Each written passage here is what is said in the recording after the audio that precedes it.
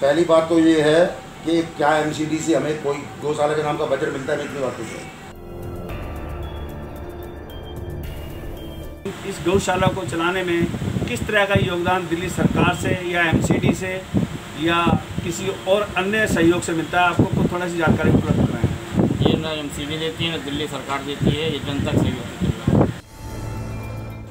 लगभग 10 करोड़ रुपए पर साल का बनता है जो दिल्ली सरकार को देना होता है, और 10 करोड़ रुपए पर साल का होता है जो एमसीडी को देना होता है। लेकिन पिछले 3 साल से एमसीडी ने एक भी रुपए गौशालाओं को नहीं दिया है।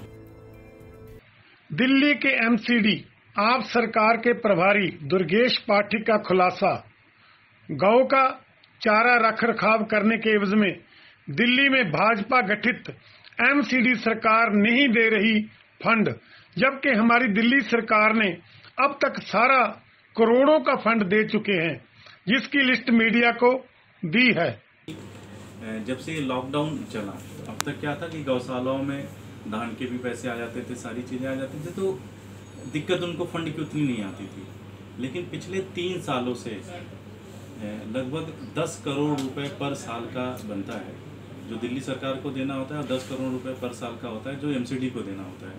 लेकिन पिछले 3 साल से एमसीडी ने एक भी रुपए गौशालाओं को नहीं दिया है, जिसके कारण जो गायों की स्थिति है दिल्ली के अंदर, जो गाय उनके चारे और उनके खाने की सामग्री को लेकर जो एमसीडी के ऊपर डिपेंडेंट है, जो उनकी सेवा में कर्मचारी लगे हुए हैं, उन सब के एक तरीके से जीवन के ऊपर एक बहुत बड़ा संकट आ चुका है। और इसके ऊपर मैंने कुछ दिन पहले ही मुद्दा उठाया हुआ था और उस पर आप लोगों ने भी बहुत अच्छे से इसका साथ दिया। और अभी भी जहाँ तक मेरी नॉलेज है, सुबह तक इसके ऊपर कोई भी कार्रवाई बीजेपी ने नहीं किया था। जैसे 10 करोड़ रुपए का खर्चा है, सरकार भी पड़ती है। 10 करोड़ हमारा पड़ता है, 10 करोड़ एमसीडी का पड़ता है। एमसीडी नहीं देखिए, आपकी सरकार ने वो पे किया हुआ है? हमारी सरकार ने आज तक का पे किया हुआ है, इस साल तक का पे किया हुआ है। 2020 तक का? 2020 तक कोई ड्यू नहीं है? कोई ड्यू नहीं। जबकि एमसीडी का कहना है कि हमें मिला ही नहीं है वो पैसा। नहीं, वो तो मैंने आपको डॉक्यूमेंट दिखाए थे, मेरे पास अभी डॉक्यूमेंट नहीं है, मैं डॉक्यूमेंट आपको भेज दूंगा और डॉक्यूमेंट देख लेना। यदि आपकी बात सत्य है तो आपको नहीं लगता इसमें चारा घोटाला की कहीं? मैं तो पहले से कह रहा हूँ, ये बिल्कुल चारा घोटाला है पूरी तरह से। एक चारा घोटाले में लालू जी अभी तक जेल की कार्रवाई, इनको भी जेल में जाना चाहिए। तो इसकी सीबीआई जांच क्यों नहीं कराते? मैं तो कह ही रहा हूँ, सीबीआई जांच हम नहीं करा सकते ना, ये तो एमसीडी के अंदर आता है। एमसीडी ने पैसे नहीं दिए तो इसकी विजिलेंस जांच होगी, सारी चीज़ें होंगी, लेकिन इसके ऊपर हम भी नोट लिखेंगे, देखते हैं। सबसे पहले जरूरी तो है कि भाई 1 हफ्ते 10 दिन के अंदर ये पिछला बकाया अगर अपना 30 करोड़ रुपये वापस कर देते हैं, दे देते हैं, तो फिर तो कोई बात नहीं। लेकिन अगर नहीं देते हैं तो इसके ऊपर आगे की कार्रवाई करनी पड़ेगी। लेकिन उनका तो मानना है कि वो आपने उनको पैसे ही नहीं दिया है। मैं कह रहा हूँ 2 चीज़ें हो गई। एक तो हो गई दिल्ली सरकार 20 रुपये पर गाय देती है और एमसीडी 20 रुपये पर गाय देती है, ठीक है। किसको देती है? गौशाला को देती है। तो दिल्ली सरकार ने नहीं दिया, इसमें तो रोल ही नहीं आया ना। ये तो आपको देना, मान लीजिए फला आदमी है, आपको 10 रुपये देना है, मैंने 10 रुपये दिया, आपने अपना दिया कि नहीं दिया ये आप बताओ। मैंने दिया नहीं दिया वो बात खत्म हो गई, समझ गए? बात तो ये है ही नहीं कि मैंने दिया कि नहीं दिया, बात तो ये कि आपने दिया कि नहीं दिया। आप ये बता रहे हो कि आपने दिया कि नहीं दिया। तो उनका तो मानना है कि हमें दिया ही नहीं है। उनका मानना है कि हम, मेरे जो मिस्टर के अग्रवाल जी हैं, चेयरमैन हैं नॉर्थ ईस्ट के, उनसे मेरी मुलाकात हुई है और उन्होंने स्वीकार किया है कि हमें एमसीडी ने पैसा ही नहीं दिया। 20 रुपये तो उन्होंने कहा है हमें मिलता है, मिलना चाहिए, लेकिन हमें उन्होंने दिया ही नहीं दिल्ली सरकार ने। और उनका ये भी कहना है, आज के समय में जो सबसे बड़ी चीज़ है, अगर आप जुलाई के अंदर हाई कोर्ट का ऑर्डर देखें, हाई कोर्ट का ऑर्डर ये कहता है कि दिल्ली सरकार का 1 रुपये भी ड्यू नहीं है एमसीडी के ऊपर। क्या कहता है? दिल्ली सरकार का 1 रुपये भी ड्यू नहीं है एमसीडी के ऊपर, ठीक है। 3800 करोड़ रुपए हमने एमसीडी को लोन दिया हुआ है। क्या दिया हुआ है? लोन, जो कि हमने उधार दिया हुआ है उनको। उनका हक नहीं बनता वो, लेकिन हमने समय समय पर उनकी स्थिति ऐसी खराब हो जाती है कि उनको देना पड़ता है। लोन दिया हुआ 3800 करोड़ रुपए का हमने। जब शीला दीक्षित की सरकार थी, मुझे एग्जैक्टली नंबर नहीं याद है, लेकिन शीला दीक्षित की सरकार में 2500 करोड़ रुपए मिलते हैं, हम उनको 3400 करोड़ रुपए देते हैं आज के टाइम पे। तो पैसे की कोई दिक्कत ही नहीं है। प्रॉब्लम यह है कि ये सारा पैसा खा जाते हैं एमसीडी, ऊपर से नीचे, मेयर से लेके, काउंसलर से लेके, जेई से लेके एई तक सारा का सारा पैसा खा जाते हैं, इसलिए ये सारी दिक्कत आती है।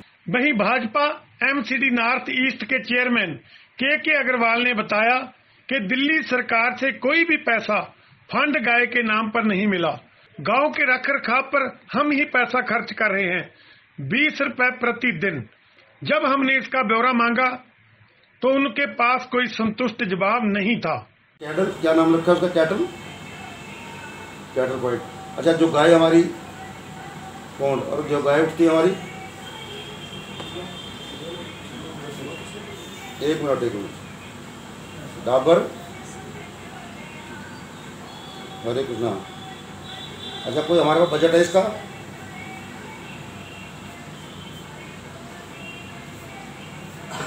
नहीं, कितना?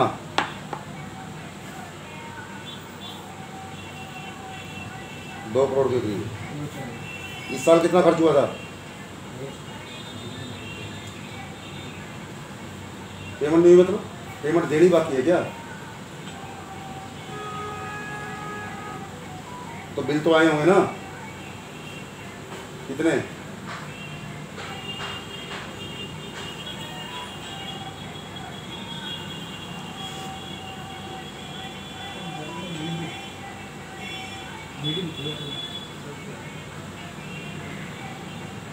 भाई ऐसा है, न्यूज़ पेपर वाले नहीं, मेरे पास किसी प्रेस वाले का फ़ोन आया। अब ये कल का न्यूज़पेपर था, मैं समझ रहा हूँ इसी बारे में पूछने के लिए आया हुआ। अब मैं मना नहीं कर सकता उनको।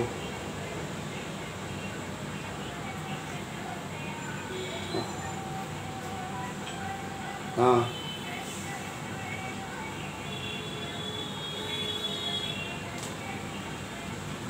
नहीं, आप मेरी बात समझो। पहली बात तो ये है कि क्या एमसीडी से हमें कोई गौशाला के नाम का बजट मिलता है? मैं इतनी बात पूछ रहा हूँ।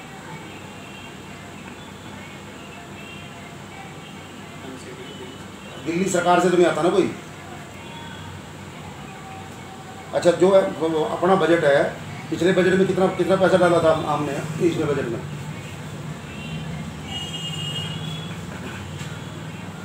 Near about 2 crore. के जोन में कितनी गाय हैं, कितनी गौशाला हैं, उनका क्या बजट है, उनको रख रखाव किस हिसाब से किया जाता है, उसकी थोड़ी जानकारी हमें उपलब्ध कराएं। मेरे मित्र, हमारे सादरा उत्तरी जोन में 34 वार्ड में, उन 34 वार्ड के अंदर जब हम यहाँ पशु रख ही नहीं सकते तो पशु रखने का सवाल कहाँ है?